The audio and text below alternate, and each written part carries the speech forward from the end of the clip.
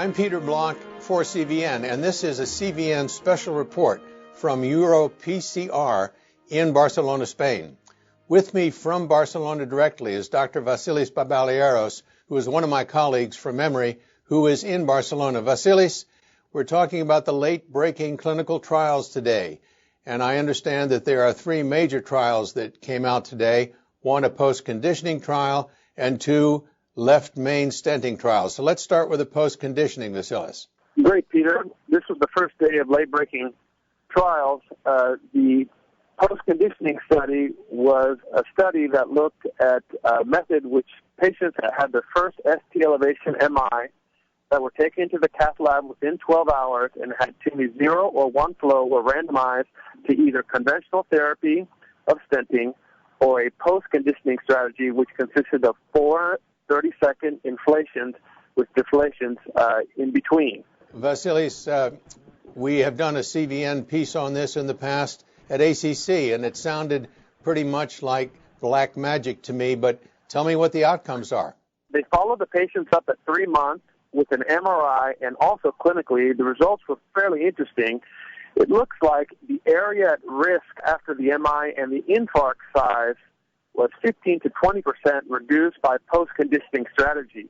In addition to that, when you follow the patients clinically, they were able to reduce the number of patients that had class 3 or 4 New York Heart Association heart failure by 50%. What about the number of patients, Vasilis? Are we going to be able to find some more patients for this trial ultimately? And where do you think it's going? Peter, this is only about 100 patients that they had for MRI and clinical follow-up. Certainly it's a good start, but we're going to need more patients to prove this concept. Very good. Okay, let's move on then to the 2 late-breaking clinical trials concerning the left main coronary stenting. We have a longer-term follow-up of Syntax and a new trial with sirolimus stents. So let's start with the Syntax trial. Vasilis, what is that? Well, the Le Mans study was a 15-month follow-up from Syntax on patients that had left main disease and underwent either CABG or stenting with the Taxus drug-eluting stent. They had 271 patients in the trial, of which half received bypass and half received stenting. There were very few that had isolated left main, about 15%. The majority had left main plus 2 vessel or left main plus 3 vessel disease. Tell me what the outcomes were from this Syntax study then. Well, in the Syntax study, follow-up on the bypass patient was a little bit surprising. 16% of patients that underwent bypass for left main disease had either an occluded graft or a graft with more than 50% stenosis in it. There was no death in the 15-month follow-up, and the MACE rate was approximately 9%. The Taxus group, however, that got the stenting, had a higher MACE, 13%, death was 2%, and revascularization was 9%, which was previously 0 in the bypass group.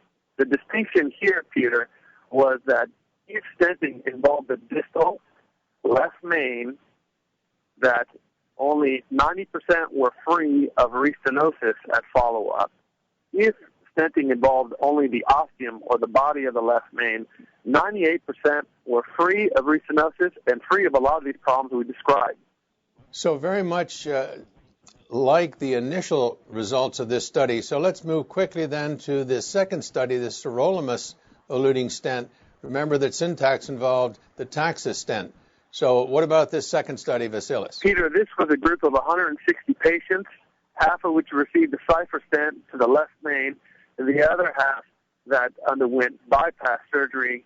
They all took Plavix for about a year, and there were follow-up endpoints at 1 year and as far out as 5 years. The results here in patients that, again, had probably a preponderance of distal left main disease were as follows. Bypass patients, 2% had strokes. 2% needed rethoracotomy after surgery, and 2% had major bleeding that required the rethoracotomies. So there was more death in the CABG group. There was more acute myocardial infarction in the CABG group, but revascularization was double in the stent group. And when you follow these patients out to approximately 25 months, it looks like the MACE rate where PCI and cabbage were equivalent. Well, fascinating initial outcomes, and it sounds as though we're getting repetitive results from both of these trials from what the earlier syntax results were. All of that is good because it means we may be getting closer to the truth here. Vasilis, give me a quick take-home message about the left main studies that we've just discussed. Well, the feeling here is these two left main studies show that stenting is not a non-inferior treatment.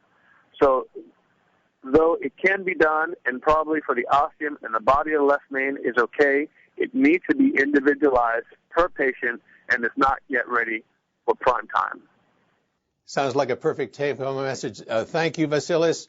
We'll be back with you tomorrow for more late-breaking trials, so come back to CVN for further late-breaking trials from EuroPCR in Barcelona.